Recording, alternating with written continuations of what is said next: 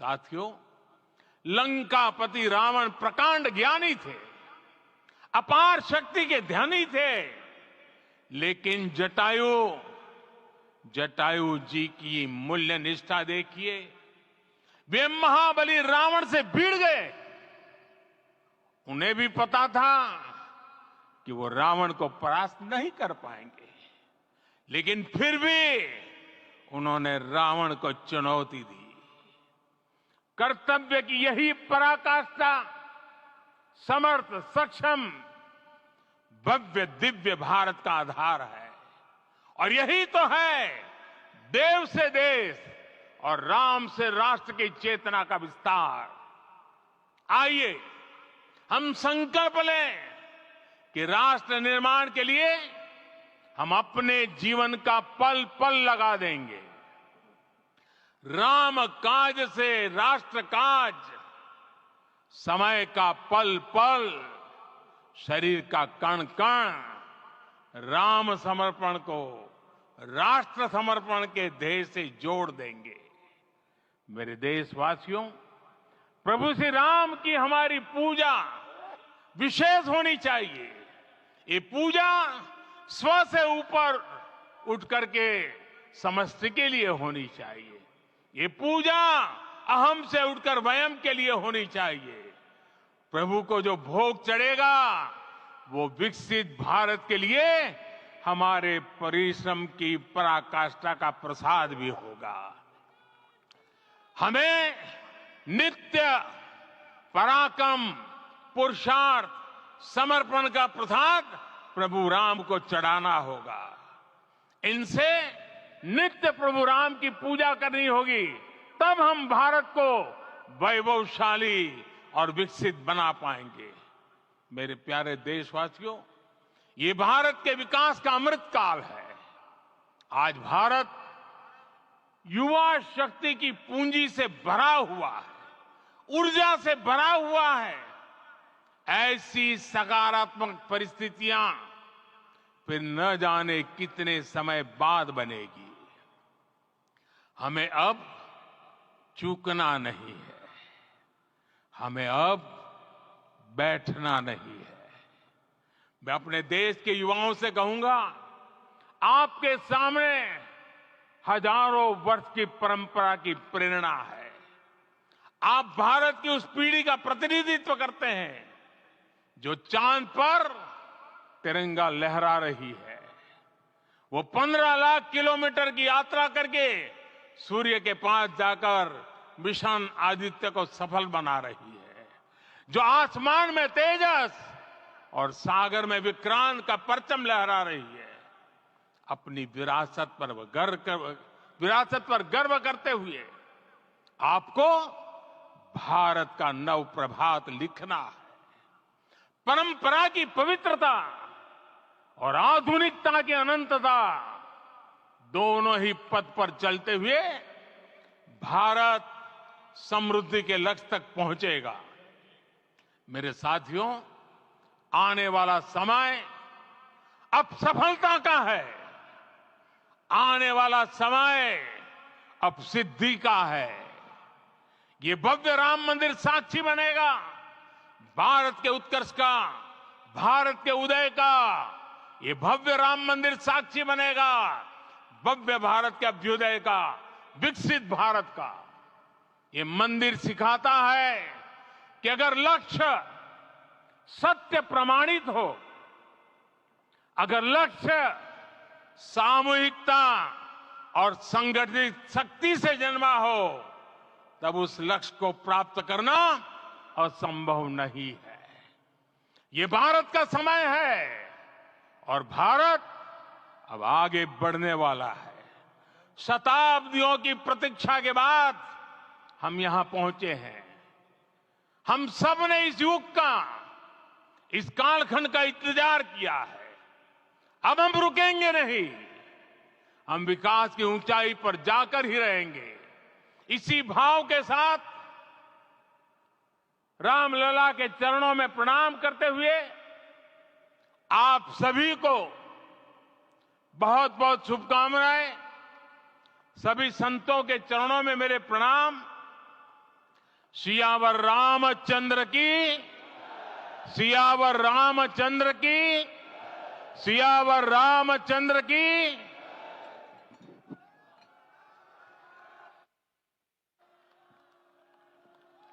मैं आपसे निवेदन करूंगा, अभी थोड़ा आसन ग्रहण करिए।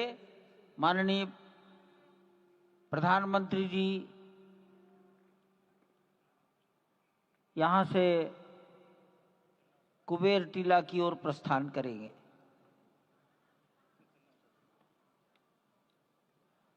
माननीय प्रधानमंत्री जी के यहां से स्थान से प्रस्थान के पश्चात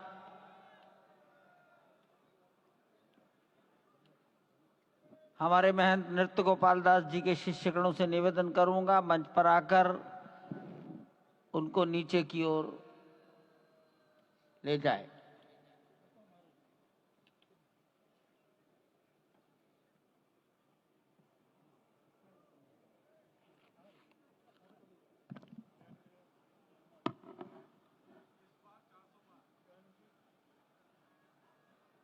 जानकी दास जी अब मंच पर आ जाइए।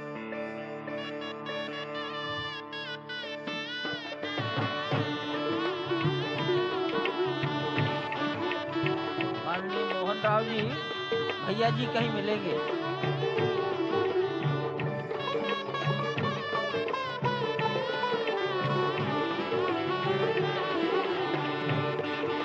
माननीय प्रधानमंत्री जी साधु संतों के निकट की ओर जा रहे हैं।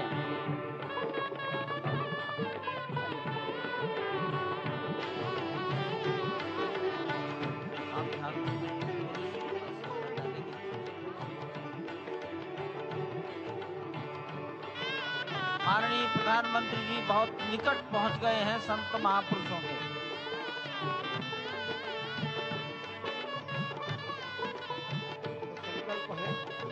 देव से देश और राम से राष्ट्र का निर्माण, यानी कि राष्ट्रीय चेतना में जो राम विराजे हैं वो राष्ट्रीय जनमानस में राम के गुणों का अवतार हो।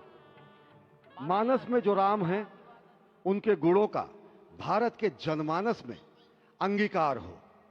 निश्चित तौर से राष्ट्र निर्माण के 1000 वर्षों का जो स्वप्न प्रधानमंत्री नरेंद्र मोदी ने दिखाया है वह निश्चित तौर से पूरी दुनिया के सामने भारत भारतीयता को नए रूप में व्याख्यायित करता है, सनातन संस्कृति को नए स्वरूप में व्याख्यायित करता है। हमारी ही संस्कृति कहती है संगच्छध्वम संवदध्वम संवो मनांसि जानताम।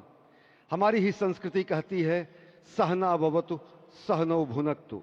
हमारी ही संस्कृति कहती है कि हम विश्व बंधुत्व के लिए अपना सर्वस्व न्यौछावर करें, राष्ट्र निर्माण में अपना सर्वस्व अंशदान करें। प्रधानमंत्री मोदी के उद्बोधन में राष्ट्रीय समरसता का संदेश पूरे विश्व में व्यापक होता हुआ भगवान श्री राम की धरा से बहुत ही आनंद का विश्व की समरसता, विश्व की कल्याण और शांति की स्थापना का संदेश एक बार फिर से गुंजायमान होता हुआ कुछ तो है, कुछ तो खास है इस राष्ट्र में जो परब्रह्म परमात्मा को अपनी गोद में आकर्षित कर लेता है।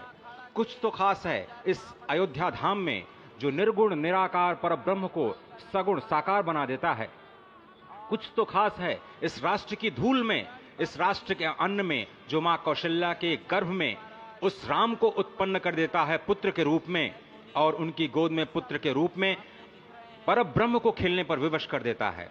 कुछ तो खास है इस राष्ट्र में जो भक्तों की भावना के अनुरूप अनंत अनंत रूप में भगवान अपने भक्तों को दर्शन देते हैं। राम सबके हैं, राम सर्वत्र हैं, और इसीलिए आज एक ऐसे ही अद्भुत अलौकिक स्वरूप में, बाल रूप में 5 वर्ष के राघव अब अपने भक्तों को नए नवीन नूतन दर्शन के लिए पधार चुके हैं। स्वागत कीजिए भगवान श्री राम का इस नए अवतार में। आज के इस अलौकिक दिव्य द्वादशी के तिथि में, जब कूर्म अवतार का दिन, आज भगवान श्री राम ने एक बार फिर से अवतार लिया। धराधाम, अयोध्या धाम, सरयू, सब कुछ प्रसन्न, आनंदित, उल्लसित। और अभिवादन स्वीकार कर रहे हैं प्रधानमंत्री नरेंद्र मोदी। यहाँ पर पहुंचे हुए संत समाज का, आम जन का, जनता जनार्दन का, विशिष्ट अतिथियों का। आज अयोध्या धाम में भगवान श्री राम के मंदिर में प्राण प्रतिष्ठा कार्यक्रम इस मायने में भी विलक्षण है क्योंकि समूची भारत की सारी परंपरा, सभी धर्म, संप्रदाय, मत, पंथ, सबका यहाँ पर सम्मेलन हुआ है। एक यहाँ पर ऐसा समागम हुआ है जो सनातन संस्कृति के शाश्वत स्वरूप को स्थापित करता है। यहाँ पर शैव, वैष्णव, शाक्त, पत्य, गणपत्य, सिख, बौद्ध, जैन, दशानंद, शंकर, रामानुजाचार्य संप्रदाय, निम्बारका संप्रदाय, विष्णुनामी संप्रदाय, राम सनेही संप्रदाय, पंथों में घीसा पंथ, गरीबदासी, गौड़िया, कबीर पंथी, वाल्मीकि पंथी, धार्मिक संगठनों में अनेकानेक विश्व कल्याण में लगे हुए, भारत निर्माण में लगे हुए संगठनों के प्रतिनिधि, महिमा समाज, अकाली, निरंकारी, राम नामधारी, राधा स्वामी, वरकरी, वीरशैव, हर कोई भारत की समस्त मत पंथराय की जो अलग अलग धाराएं हैं वो आज उनका यहाँ पर समागम हुआ है, आज उनका यहाँ पर संगम हुआ है। और पूरी दुनिया चकित रूप में देख रही है कि किस तरीके से वैविध्य में एकता का प्रमाण, विविधता में एकता का प्रमाण, बहुरंगी, सतरंगी, विविध रंगी संस्कृति का आज यहाँ पर सम्मेलन हुआ है और पूरी दुनिया उल्लासित है। संभवतः इसीलिए कहा गया है कि मैं एक बिंदु परिपूर्ण सिंधु, यह मेरा हिंदू समाज, मेरा इसका संबंध अमर, मैं व्यक्ति और यह है समाज। इससे मैंने पाया तनमन, इससे मैंने पाया जीवन, मेरा तो बस कर्तव्य यही, सब कुछ कर दूं इसको अर्पण। मैं तो समाज की थाती हूं, मैं तो समाज का सेवक हूं, मैं तो समष्टि के लिए व्यष्टि का कर सकता बलिदान अब है। हिंदू तनमन, हिंदू जीवन, रग रग हिंदू मेरा परिचय। तो निश्चित तौर से एक जो हमारी सनातन संस्कृति का प्रतीक है वो आज पूरी दुनिया देख रही है इस परम अयोध्या धाम से। वर्षों की तपस्या पूर्ण हुई इस राष्ट्र की, कई वर्षों की तपस्या पूर्ण हुई है उन संतों की जो लगातार भगवान श्री राम के लिए अपना सर्वस्व बलिदान करते रहे। तपस्या पूर्ण हुई है स्वयं प्रधानमंत्री की जो लगातार पिछले 11 दिनों से विशेष उपवास अनुष्ठान में हैं। उनकी प्रतिज्ञा पूर्ण हुई क्योंकि वो विशेष तौर पर श्रीरंगम और श्री रामेश्वरम से खुद भगवान श्री राम के लिए उपहार लेकर के आए और उपहार तो समस्त देश से यहां पर पहुंच रहे हैं। कोई रामलला के लिए भोग न्यौछावर कर रहा है, तो कोई उनके पोशाक तैयार कर रहा है, कोई उनके लिए हीरे जवाहरात भेज रहा है, तो जनकपुर और मिथिला वाले भार भेज रहे हैं। उस भार में सोना है, चांदी है, भाव है, भंगिमा है, प्यार है, दुलार है, संस्कार है। तभी तो भगवान श्री राम सबके हैं, सर्वत्र हैं। और इसीलिए शायद ही कोई ऐसा राज्य हो इस राष्ट्र का जिसने भारत भूमि में, अयोध्या धाम में भगवान श्री राम के नव्य और भव्य मंदिर के निर्माण में अपना योगदान न दिया हो। यहां पर पत्थर आते हैं राजस्थान से, कारीगरी होती है तमिलनाडु से, पच्चीकारी होती है उड़ीसा से, श्रमजीवी होते हैं बिहार और उत्तर प्रदेश से, और जो प्राण प्रतिष्ठा होती है वो 140 करोड़ लोगों के जनमानस की भावना को केंद्र में रखकर राष्ट्र के अध्यक्ष, राष्ट्र के नेता प्रधानमंत्री मोदी स्वयं प्रतिष्ठित करते हैं भगवान श्री राम को चेतन स्वरूप में सभी के लिए, क्योंकि भगवान श्री राम सबके हैं, सर्वत्र हैं। और वही आह्वान उन्होंने किया है, वह आह्वान है कि भक्ति मुक्ति साधकम भारतम, धर्म कर्म नैष्ठिकम भारतम, रीति नीति संस्कृतम भारतम, शस्त्र शास्त्र धारकम भारतम, शक्ति युक्ति समृतम भारतम। और निश्चित तौर से ये आज एक संकल्प के सिद्धि का दिन है और आज ही एक शपथ लेने का भी दिन है, आज ही एक और सौगंध लेने का दिन है जिसमें कहा जाता है कि अजय्याम च विश्वस्व देही शक्तिम सुशीलम जगद्येन नम्रम भवेत, श्रुतम चैवयत यत्तंतका किरण मार्गम स्वयं स्वीकृतम न सुगम कार्येत। हे प्रभु, हमें ऐसी शक्ति दे कि विश्व में हमें कोई चुनौती न दे सके, ऐसा शुद्ध चरित्र दे जिसके समक्ष संपूर्ण विश्व नतमस्तक हो, और ऐसा ज्ञान दे जो कि स्वयं स्वीकृत कंटकाकीर्ण मार्ग को सुगम बना दे और सभी कंटकाकीर्ण मार्गों को सुगम बनाते हुए हम भारत को जगत गुरु की पदवी पर विश्व में स्थापित कर सके। यही कहा गया है कि परम वैभवम में नेतु मेतत् स्वराष्ट्रम, हम अपने राष्ट्र को परम वैभव पर प्रतिष्ठित करें और इसी का आह्वान प्रधानमंत्री नरेंद्र मोदी ने अयोध्या धराधाम से आज इस युगांतकारी क्षण में दुनिया को दिया है। और इस वक्त आप देखिए, संतों के लिए दरवाजे खुल चुके हैं भगवान श्री राम के, मर्यादा पुरुषोत्तम श्री राम के प्राण प्रतिष्ठा के तुरंत बाद संत जन चल चुके हैं प्रभु श्री राम के उस अलौकिक और दिव्य छवि का दर्शन करने के लिए, जो बाल रूप में एक बार फिर से पूरी दुनिया को मोहित कर रही है, आकर्षित कर रही है। क्यों न हो, अयोध्याम च परब्रह्म सरयुः सगुणपुमान् तन्निवासी जगन्नाथ सत्यम सत्यम वदाम्यहम्। भगवान शिव जो कि जगत गुरु हैं, भगवान शिव जो श्री राम के सखा हैं, भगवान शिव जो श्री राम के स्वामी हैं, स्वयं मां पार्वती से कहते हैं कि अयोध्या जो परब्रह्म स्वरूपा है, सरयू का तीर्थ जो कि साकार जलाकार परम पुरुष परमात्मा की स्वरूपा है, उस अयोध्या के निवासी समस्त जीव जगन्नाथ स्वरूप हैं। जो इस वक्त सांस ले रहे हैं अयोध्या में, वो भी अयोध्यावासी हैं। जो अपने मन से इस दृश्य को देख रहे हैं, वो भी अयोध्यावासी हैं। जो परिकल्पना कर रहे हैं कि वो कभी अयोध्या आएंगे, भगवान श्री राम के दर्शन करेंगे, वो भी इस वक्त अयोध्यावासी हैं। और अयोध्यावासी हैं इसीलिए जगन्नाथ स्वरूप हैं। और उन सभी जगन्नाथ स्वरूप परब्रह्म परमात्मा के प्रेमी संतों के चरणों में, चरणार बिंदों में बारंबार प्रणाम करते हुए बार बार वही धुन निकलती है कि भगवान श्री राम सबके हैं, लेकिन वो संतों के मन में रमते हैं, इसीलिए तो वो राम कहलाते हैं। और इस वक्त आप देख रहे हैं संतों का हुजूम, 8000 से ज्यादा विशिष्ट अतिथियों में संतों को सर्वोच्च प्राथमिकता दी गई।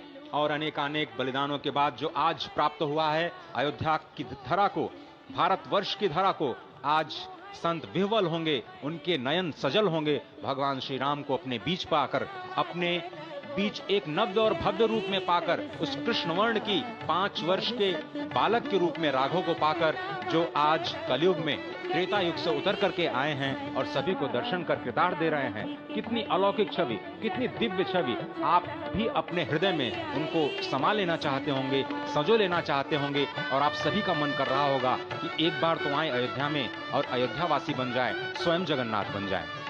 और ये समागम है, आज संगम हुआ है विविध मत, धर्म, पंथ, संप्रदाय का। 50 से अधिक आदिवासी, गिरिवासी, तटवासी, द्वीपवासी, जनजातीय परंपराओं की उपस्थिति इस आयोजन को समग्र समावेशी बनाती है। पहली बार भारत की इस बहुरंगी संस्कृति का ऐसा भव्य आयोजन इस धरती पर हुआ है, इस देश में हुआ है, आर्यावर्त में हुआ है, भारतवर्ष में हुआ है। और धन्य है ये अयोध्या धाम जहां पर इतना बड़ा समागम हुआ है। ये संगम आज श्री राम जन्मभूमि के दिव्य नव्य प्रांगण में हुआ है। निश्चित तौर से दुनिया आज देख रही है कि किस तरीके से एक नए भारत का उदय हो रहा है। शत शत आघातों को सहकर जीवित हिंदुस्तान हमारा, जग के मस्तक पर रोलीसा शोभित हिंदुस्तान हमारा। जब दीप बुझे पश्चिमी गगन के, व्याप्त हुआ बर्बर अंधियारा, किंतु चीर कर तमकी छाती, चमका हिंदुस्तान हमारा। हमारी संस्कृति इतनी प्राचीन है, इतनी शाश्वत है, सनातन है। सनातन इसीलिए कहा जाता है क्योंकि राम जी के भैले जनमावा चलवो करियाई दर्शनवा।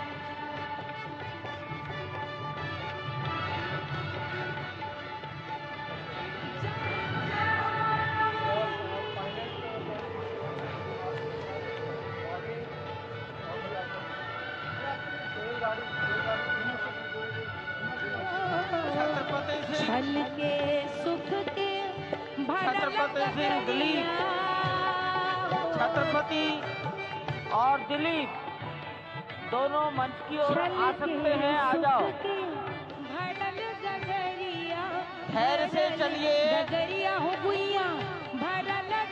छत्रपति सिंह और दिलीप दोनों अगर कहीं मेरी आवाज सुन रहे हैं, मंच पर आने का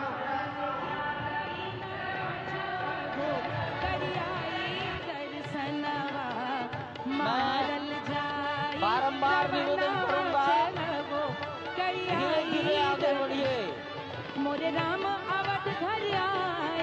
धीरे धीरे आगे बढ़िए। मोरे राम अवध घर आए। मोरे राम अवध घर आए। मोरे राम अवध घर आए। मोरे राम अवध घर आए। मोरे राम अवध घर आए। संतोषी अखाड़ा के महंत जी को मेरा प्रणाम। आगे आगे राम चले पाछे चली सेना, पाछे चली सेना, पाछे चली सेना। आगे आगे राम चले पाछे चली सेना। आगे चले राम चले पाछे चली सेना। हनुमान उड़ी आए। मोरे राम अवध घर आए। अरे हनुमान उड़ी आए। मोरे राम अवध घर आए। मोरे राम अवध घर आए। मोरे राम अवध घर आए। मोरे राम अवध घर आए। मोरे राम अवध घर आए। अरे घर घर लोग